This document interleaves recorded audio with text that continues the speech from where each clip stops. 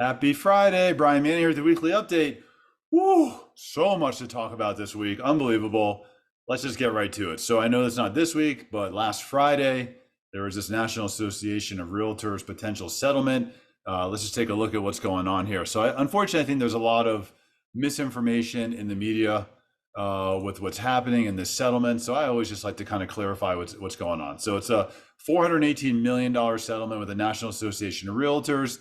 If agreed upon, and it still has to get approved through the court system, it would go into effect mid-July. And what it does is it has an impact on this cooperative compensation. So what's going to happen is it will be prohibited for a realtor that's selling a home to put the buyer's agent's commission in the MLS. So they will not be able to advertise the MLS how much they're paying a buyer's agent. So a buyer's agent would still be allowed to be compensated or paid a fee.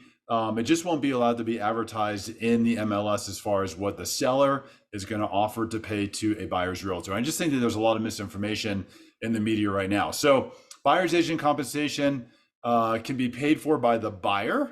The buyer's agent compensation at that time could be negotiated into the offer. Right now, it's kind of unknown as far as underwriting and lending is concerned. It really remains to be seen how underwriting guidelines will be impacted. You know, there's so many different guidelines that are out there. There's Fannie Mae, there's Freddie Mac, there's HUD, there's FHA, there's VA. Then as far as jumbo transactions are concerned, every individual jumbo investor has their own guidelines. So it would really remain to be seen how the mortgage industry is going to be impacted and how it's going to adjust to this. If it's going to adjust at all, I'm sure it will. I just don't know how or where or through what lending conduits. And then the question is, you know, could you raise the price or finance the fee into the transaction? I'm not sure. We have to see how that goes. It's going to depend on your offer and what the seller would agree to do, and also if the home would appraise. And then a lot of people are talking about, will home values be impacted, and perhaps would a seller be more flexible in their offer if they're not feeling obligated to pay a buyer's agent commission. These are all, kind of all the stuff that's going to have to work itself out. But I think that part of the challenge is, you know, that there's buyer's agents involved in almost all transactions, not all, but a lot of transactions. And I think there's just kind of a misunderstanding as far as the tasks that take place, as far as what a buyer's agent does for a client. And most people think, oh, well, they just, you know, I can find a home online and they just open the door for me. But, you know, yes, so they could coordinate access to see a home, they could coordinate access to the property, assist in negotiations and guidance when the offer is being made, assist in home inspections, guidance on inspectors to use. What are the inspections that you even need if you're going to buy a home when your inspections come back? What is reasonable? What do you want to ask from the seller, and how do you want to handle negotiations there? Coordinating the appraisal, access to the home, education and guidance to the buyers. You know, what does the area look like? What's going on in construction around there? School zones, anything they would need to know about the property. Excuse me. Utilities, insurance, you know, just orchestrating the transaction, mortgage closing. The list kind of goes on and on and on as far as the value that a buyer's agent brings to the table for working with their buyers. The question is going to be, you know, how do we put a dollar amount on the buyer agent's functions? And this is not me, just is really what buyers are going to look at going forward. And if, you know, if you have $1 million purchase based on the above bullet points, if the buyer's agent commission was 3%, the question would be, is the buyer agent worth $30,000 for coordinating these items? I'm not saying they are or they're not. It's just a matter of what is the buyer's perception going to be of the value being brought to the marketplace, and what are they willing to pay? So there's a lot of that has to unfold here. First, we have to get to the settlement approval, which would potentially take place in July. Right now, I think most people don't see a reason why the settlement approval wouldn't go through. But this is really what's impacting the market right now, and we'll definitely keep you updated as it unfolds. Then Tuesday this week, we have the Federal Reserve starting their two-day meeting. It's a summary of economic projections. We'll talk more about that in a second. They started the meeting on Tuesday, conclude on Wednesday. There's a lot to talk about there. The reason why I don't want to hop away from Tuesday yet was because we got some new construction info. It was on housing starts. This is new construction for the month of February. Single family residence housing starts were up 11.6%. Completions were up 20.2%. This is great to see. We just have an overall lack of inventory. So seeing builders come into the marketplace and bring more inventory into the marketplace and more housing starts in the marketplace is a good thing. Okay, Wednesday this week, we had the conclusion of the Federal Reserve meeting.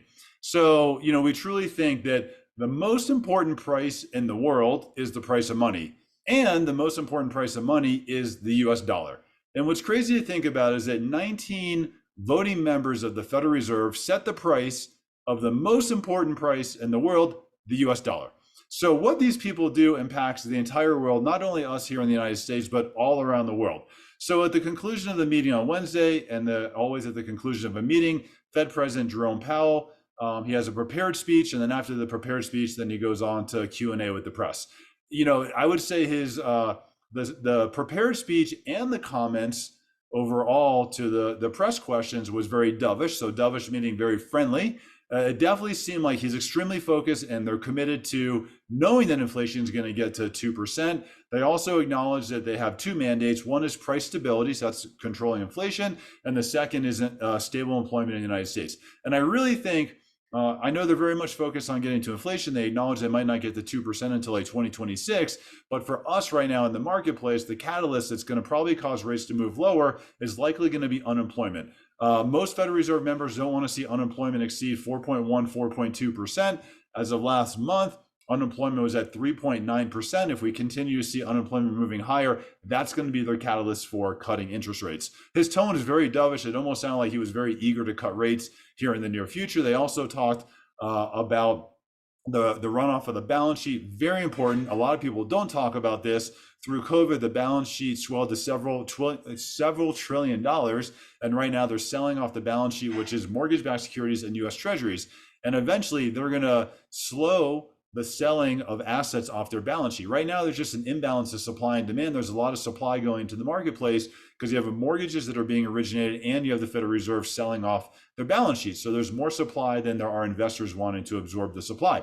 Eventually, and they said very soon, they will address and probably slow the runoff of their balance sheet, which is going to be very impactful for mortgage rates. So if they just cut interest rates and they don't slow the tapering, that's almost like driving your car with your foot on the brake and the gas at the same time. But if the Federal Reserve in the near future cuts rates and they slow the taper in their balance sheet, that's going to be very impactful for interest rates. I think it was a great press conference. I was super happy to hear what they had to say. It was really exciting. It's just great news for all of us going forward. Thursday this week, we got existing home sales. This is for the month of February. It was expected that existing home sales would be down 1.5%, and instead existing home sales were up 9.5%. I can tell you from my own business, looking at the buyers that are coming in, confidence in the buyers and consumer confidence seems to definitely have changed this year. We have a lot more pre-approvals. Existing home sales prove it. Again, expected to be down 1.5%. It was up 9.5%. Also, inventory was up 10.3%. This is really good to see. We always see a bump up in inventory at this time of year. It's great to see because certainly right now the demand exceeds the supply, and it's just great to see more inventory in the marketplace. Today, we get some feedback from CoreLogic. CoreLogic gave us information on rent. So CoreLogic looks at blended rents. So blended rents are a combination of new leases that are being signed and renewals.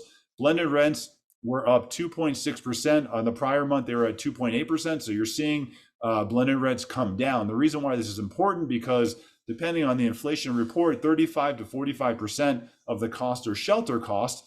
And we're seeing true shelter cost on a month-over-month basis much lower than how they're reporting in these inflation reports. So as we continue to see these, it will continue to be impactful in the inflation reports. It's going to help us because, again, that's going to be what the Federal Reserve is looking for to cut interest rates. And last thing for today, first major bank around the world, Switzerland, was the first one to cut their rates. Usually federal banks around the world kind of operate congruently with each other. So we saw them cut rates today by 0.25%. That's great to see. They were the first one, so we'll have to see who else follows suit there. I'm around all weekend. If you have any questions, let me know. If you want to learn how we're closing purchase transactions in 10 days, call me. Happy Friday. Have a great day.